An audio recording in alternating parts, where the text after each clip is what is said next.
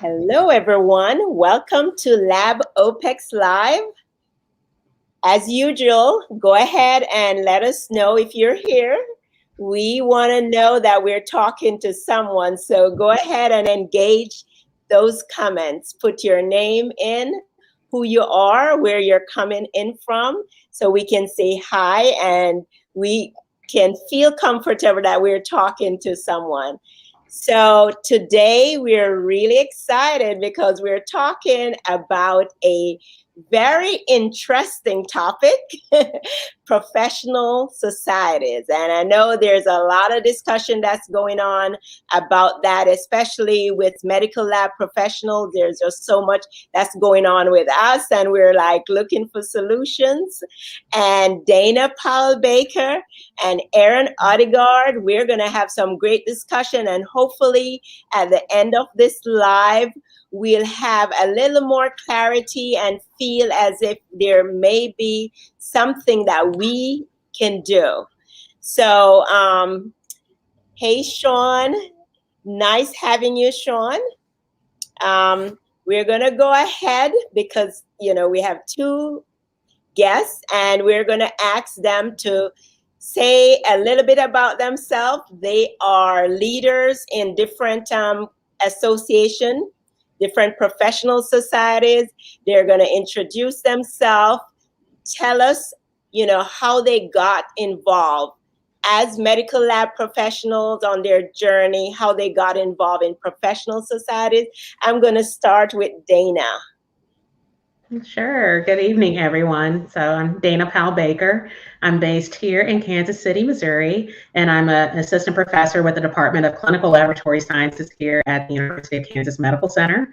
I am also a certified medical laboratory scientist, and I'm heavily involved with, I'll say, a few professional societies. So very active with ASCP. I currently serve as the chair-elect for the Council for Laboratory Professionals. And I also serve on the Commission for Continuing Professional Development and also volunteer in other capacities. And I also serve with ASCLS as well as AAPP and many, many more. But that's my intro in a nutshell. I'll kick it over to Aaron to introduce himself. Okay. Hi, everyone. I'm Aaron Odegard. I am based out of Jacksonville, Florida. I am a medical laboratory scientist, micro, for about 15 years. They realized that's where I belong, so they left me there, and I'm pretty happy about that. So I am pretty involved with ASCP. I'm the current chair of the Council of Laboratory Professionals. I'm part of their diversity and inclusion committee and do a lot with career ambassadors. So going into high schools and educating about what we do. And then as far as my involvement with ASCLS, my Florida family, I help with scholarships and give microbiology talks, of course, at our local symposiums, and so much more, but it's all worth it. It's a lot of fun. Awesome. A handful. Wow. That's just with professional society. I can't imagine what else you guys are doing. Do you have time for anything else? That is awesome. No. Somehow it comes together. Right. So Sean is saying, hey. Hey, Sean. How are you? Nice having you. Dennis Strang. Hi, Dennis. How are you? Hi, friend. Hey. Nice. And Anthony, all of our friends. And Anthony. Yes. And if you're just coming in, just let us know in the chat, and we'll find some time in our conversation to say hi. And please engage the chat with questions, comments, likes, and shares so that others can benefit from this talk. So I'm going to also ask Dana and Aaron. Hi, Oh, I thought that was Taiwana. Tequila. Oh, hey, Tamika. How are you? So I'm going to start with, I usually like to find out how you get involved. And I know the audience would also want to find out because, it's good for them to know if it's something that they themselves can do. So I'm going to start with Dana. How did you get involved in all these professional societies? What was your journey? How did you stumble on it or introduced to some of these? Sure. I feel like my journey was probably pretty relatable. As many of us do when we're working in the laboratory, we tend to kind of just focus in or tunnel vision into the work that we're doing on the bench. And so when I was actively working at the lab bench, I wasn't really honestly engaged with a lot of our professional societies. I didn't feel like I had the time at the time. And then depending on the employer, it wasn't really supported in terms of, going to meetings or, actively engaging at a national level. I feel like I didn't really have, I would say, that kind of access or true introduction to the magnitude or the presence of our societies, just because I was really engulfed and involved with what I was doing in the laboratory. But it wasn't really until I entered higher education as a faculty member and started to attend meetings, applied for ASCP 40 under 40. And that really just pulled me in to see this whole other world and go, oh my gosh, I didn't realize how actively engaged and in so many different ways that our societies are. And although each one is different, we all have the common goal of advocating for the profession, bringing visibility to the profession. And that was a frustrating point for me as a medical laboratory scientist on the bench, is that I didn't feel like we were seen. I didn't feel like we were heard. I didn't feel like, we had a voice. And by becoming more engaged and more involved, I saw or met other people who had similar frustrations, but we were all passionate in how can we contribute and give of our time to enhance or increase the visibility of the work that we're doing, because it is so vital and crucial. We are part of saving patient lives.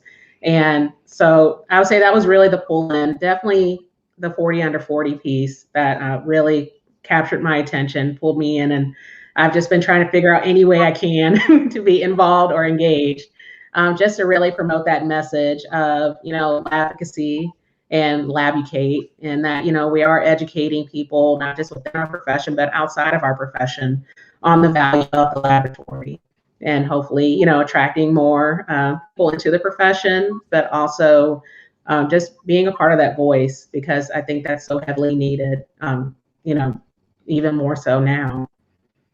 Thank you so much, Dana. Thank you for what you've been doing. I'm glad that you were attracted to 40 under 40, and now you're making a big impact. So thank you so much. So Eric, how did you get involved? Yeah, so definitely 40 under 40. That was a big thing for me too. That I know so many pathologists through 40 under 40, and they're some of the most amazing people. We collaborate all the time. So I kind of, like all of us, we stumbled on lab science. I was in a microbiology, just general class, and there was a field trip up to Jacksonville, up to St. Vincent's Medical Center. So I took a lab tour with who was the program director at the time, Lynette Shakapak, and it was just amazing. I'm like, this is what I want to do. And Tamika, actually on the call, we went to tech school together. So that's kind of cool that she's here.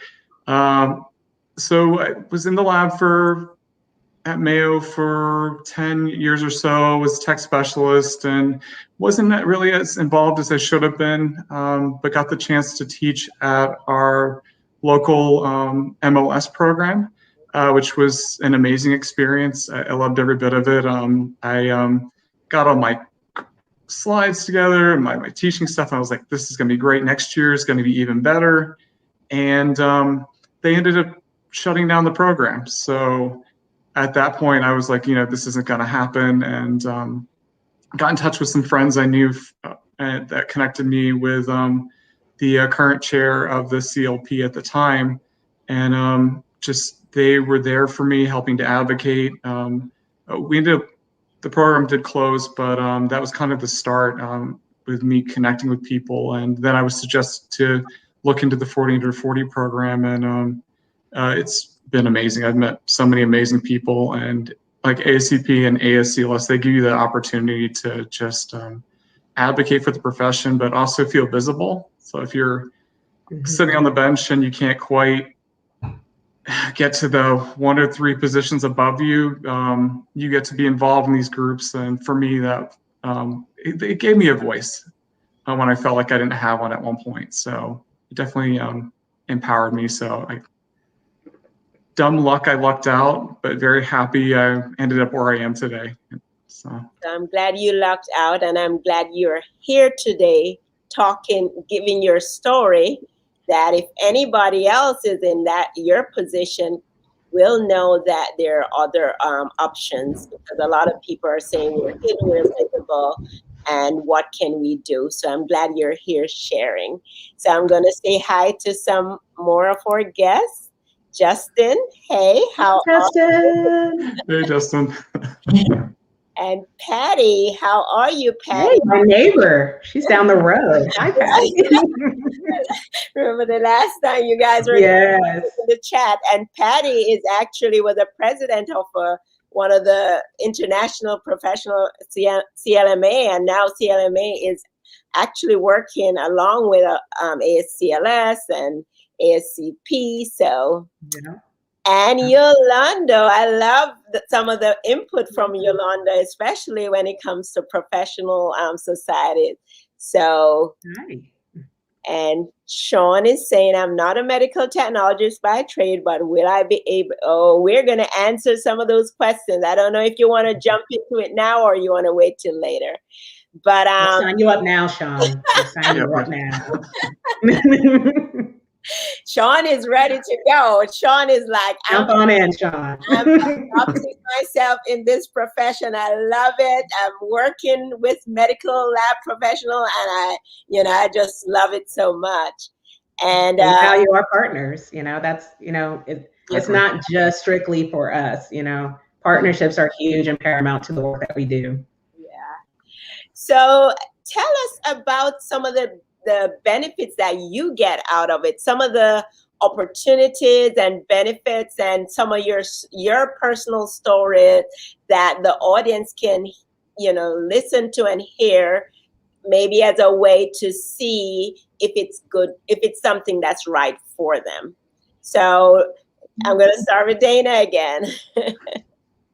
And we can kind of go back and forth with, some of the experiences, benefits.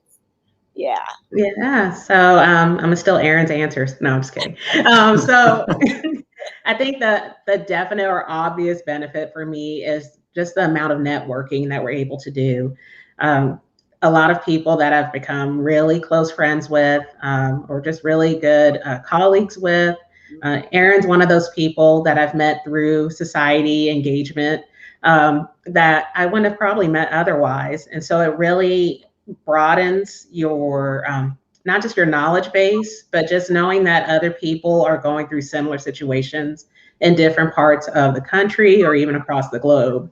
So just being able to connect with people in other countries, the Philippines. I've connected with some countries in Africa, and there's just no way I would have been able to broaden my network in that magnitude by really being within my own silo and not being connected through these professional societies. So I would say that definitely is one major benefit. The other is it gave me the opportunity to really expand my skill set. And so if I'm not, if I'm working in the laboratory, for example, and I haven't been offered that leadership opportunity, but by being involved with a professional society where I'm able to chair a committee, if I'm able to work within project management, if I'm able to work within, diversity, equity, and inclusion, like I could really get into those other areas of interest of mine and really hone those skills and further develop those by being involved that way. And that type of leadership experience really does look great on your resume or CV as well, because it all counts or falls under that umbrella of leadership. And so those are two major benefits I could definitely think of right off the bat. I remember having that conversation with Patty this week. Actually, we had a live on Twitter. And, she mentioned those as, trying to encourage people to get involved in professional societies because a lot of times you may not get the experience on the bench, but just get involved. I think for her experience was similar because she got involved in a professional society that dealt with management and leadership, and she was able to hone a lot of those skills and was able to use those to get the job. So that is so true, people. if you're frustrated, like, why is it that I'm not getting this promotion, this great opportunity to get those experiences? That's right. If you need experience, budget handling, become a treasurer for your local chapter. Just it all counts as experience. Absolutely. That's great. So, Erin. You're right. You did take some of my answers. I knew I did. No, I agree with Dana. Yeah, it does give you those leadership opportunities that you might not get on the bench. Like with being a treasurer of your local ASCLS chapter, you get experience budgeting. So when you go into that interview, you can say, hey, I may have not had it as a manager, but look, I've managed this state society and all the dues and the budget and made sure we had funding to keep going. Network is definitely a big thing. Some of the people I never would have met. I never would have met my amazing friend, Tiffany Channer. I actually got to talk to her on Tuesday and met her through ASCP. She was a former chair, and she's the whole reason why I got back into LinkedIn. She's like, Erin, you have to be on LinkedIn. But I know that like if I need anything, if I'm having a rough day, I know I can reach out to Dana and text her, or reach out to Tiffany, or just friends I've met at the Clinical Laboratory Educator Conference. I've made great connections and had found some great friends and mentees through that, and just some of the great mentorship programs. Jacksonville, it has plenty of micro mentors here, but other places might not have the opportunities to actually get to have a mentor, like somebody like Dr. Gary Prokoff, or all these amazing people that you can actually get in touch with that will give you that career advice or will kind of help you. And it does give you that big thing is visibility. Visibility counts for a lot. And my friend Tawana Wilson says that a lot. You have to be seen. And she's right. And I never would have met someone like Tawana, and actually got the chance to work on hopefully a book that hopefully we published on mentorship. So it just puts you in the room and gives you that seat at the table. And I love Dana, you've got that great quote that if you don't have a chair at the table, yep, pull up that folding chair. Yeah. So it gives you that chance. I've gotten to be on podcasts and work on newsletters. So I've been able to write and give presentations that have kind of pushed myself. My mentor, Carleen Van Sicklen at Mayo, we needed an HIV speaker for our FSCLS virtual meeting. And she's like, Erin will do it. And I was like, okay, I guess Erin will do it. Yeah.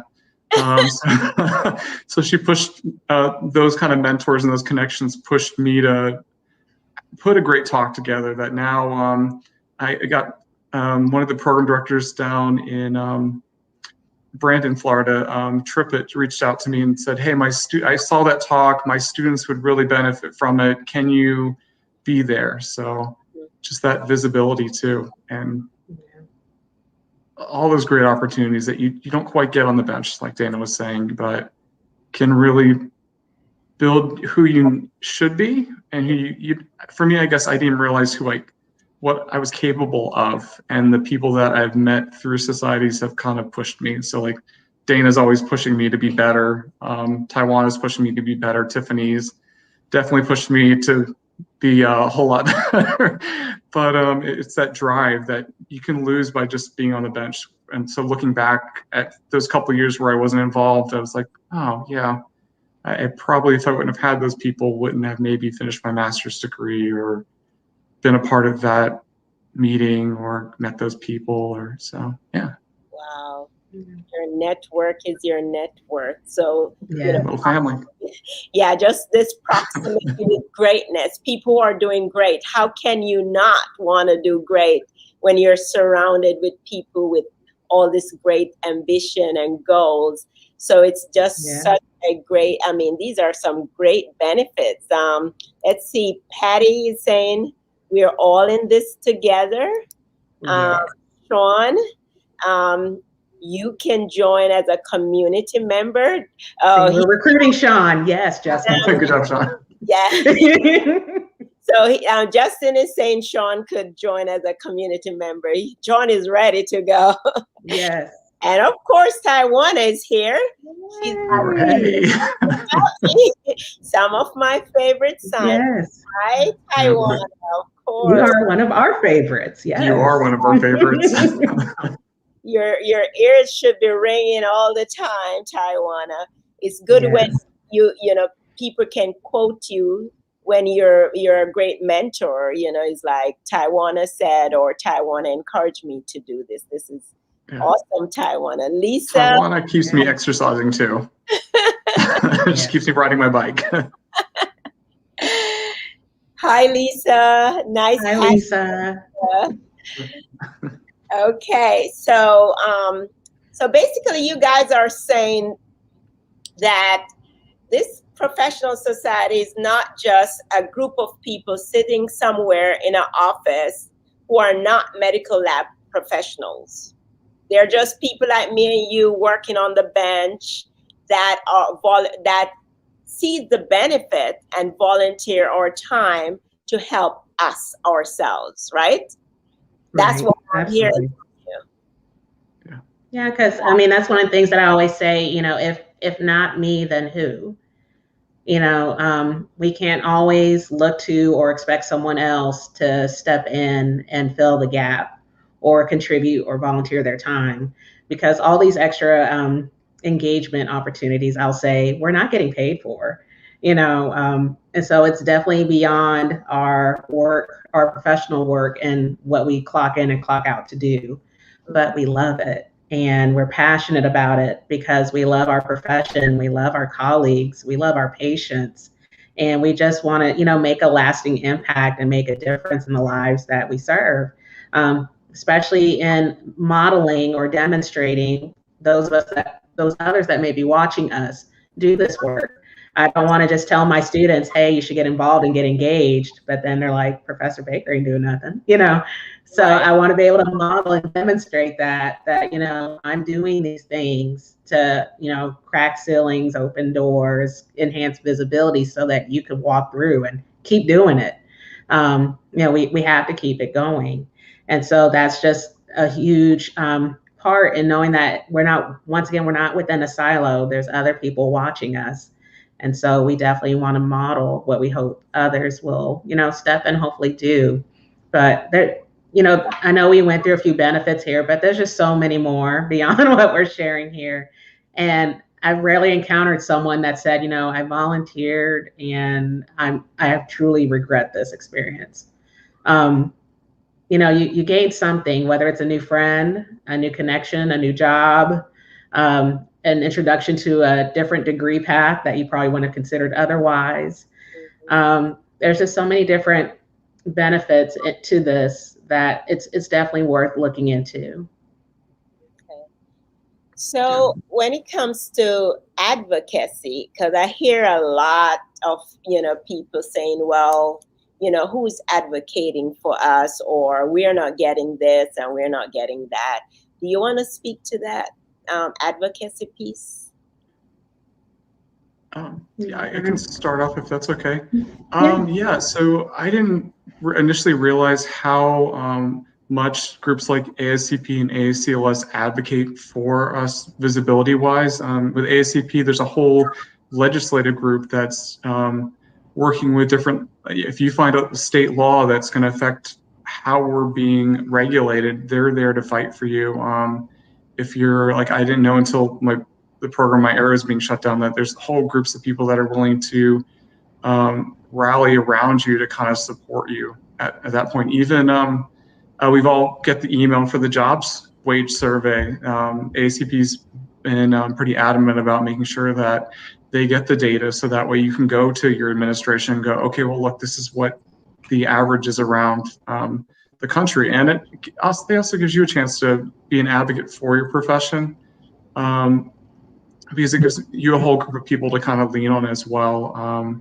With the thing I can think of as the Tennessee state licensure thing, ACP was able to send out an action alert. We were able to, as laboratory professionals, move forward with things, or if there are programs, they're able to help organize us, or it just gives you that voice. So, Dana, what's your take? Yeah, I'll be honest or transparent rather, that when I was working the event and I wasn't really involved or as engaged, I used to think the same thing. Where I'll say, well, what is ASCP doing for me? What is ASCLS doing for me? I don't see them doing anything. I used to be that person until I got involved and saw everything that's happening behind the scenes. And as you already stated, Erin, all these different groups, commissions, councils, whether it's ASCP or ASCLS or even ABB, they're all really heavily engaged and active in being the voice for our profession, and not just speaking to our profession, but speaking to those outside of our profession, educating those outside of our profession, just to give them that understanding or depth and breadth of, this is why we are of value. This is how we contribute. We are more than just a cost center. No, we don't just have people go in the lab and push a button. That is not how this works. And, these are qualified, educated personnel who make an effective impact and difference in patient lives.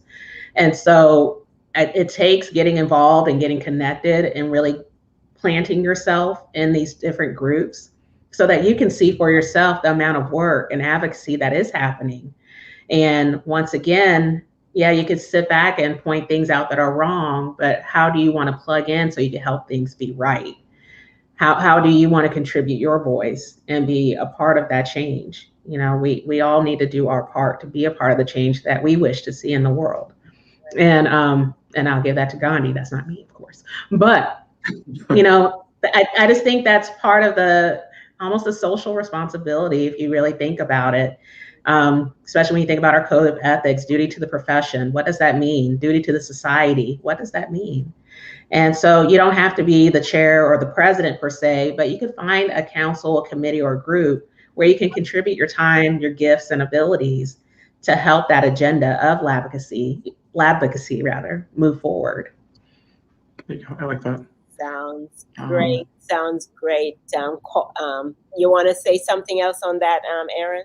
Yeah, and I even just thought about the fact that a lot of these groups were a part of, with COVID, we're a part of helping our government officials decide on, what were the best strategies for testing. They were advocating for us as far as coming up with testing algorithms. And I saw Lisa mentioned CLSI, and that they're a great group to join. You can actually affect how lab standards are being done, and for micro to micro, you can help kind of shape how what the guidelines are for antibiotic testing.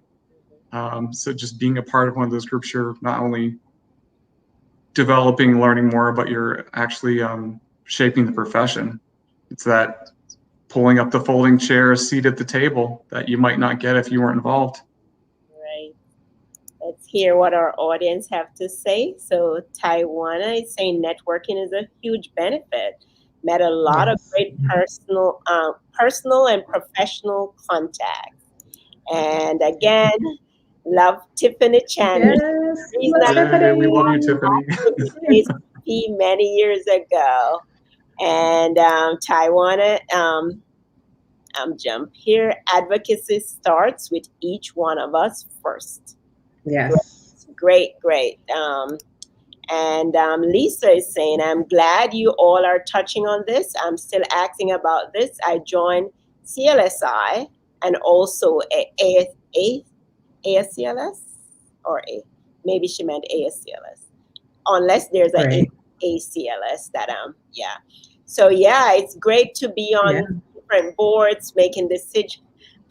Manager just sent me another call to be on a committee from CLSI, but it's good to be there with your experiences. If you have a lot of experience when it comes to working on the bench, workflows, technical knowledge, CLSI is a good group to join. Also, just being part of the solution, as Dana said, and just not sitting back and saying, what are they doing?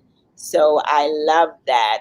I'm not sure who this LinkedIn user is, but she or he is saying it's great advice on involvement. Taiwana, you're doing it, Erin. Yes, you are. It's a team. Patty is saying ACP Board of Certification is often looking for volunteers. So there's so many areas in which we can volunteer to help keep accreditation exams up to date and relevant to our profession. Even shape the board exams. Yeah, Lisa is on CLSI committee. Yes. So we are going to move into the last question. We keep each other going and growing. So now the question is, how can anyone get involved at any level?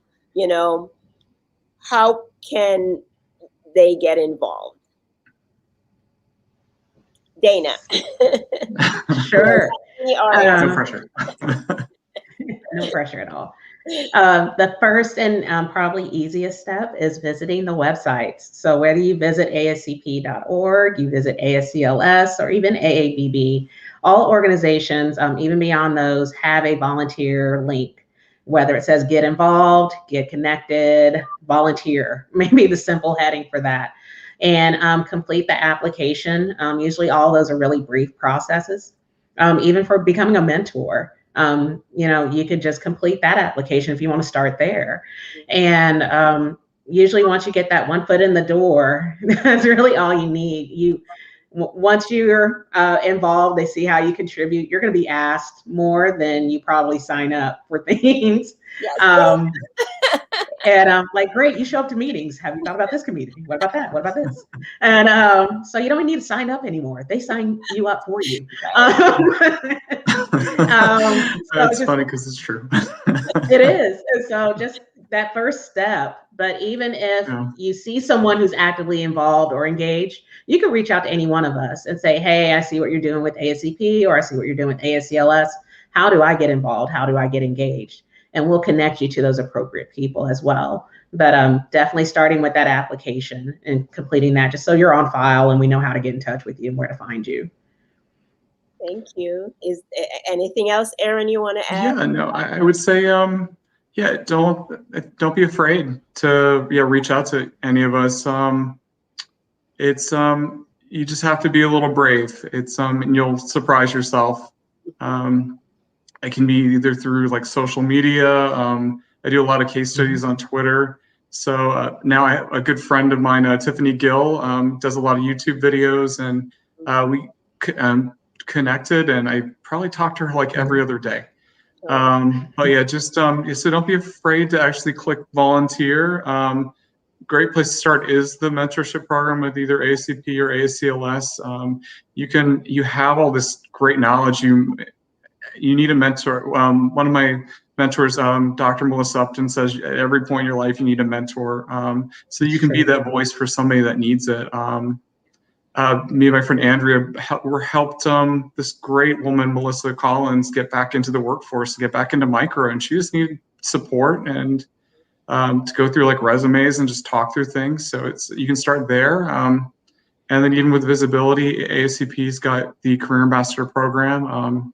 ASM, the American Society for Microbiology, has microbiology ambassadors, and but being that voice for maybe high school kids that might have not heard about our profession can be a big thing. And once people see your passion and your excitement for what you're doing, they will want you on their team. They will want you being a part of, like for ACP, I started on Council Laboratory Professionals, and just the passion I was showing with both Tiffany and I were showing, people from diversity and inclusion said, "Oh, we're starting this committee. We want to have your voice there."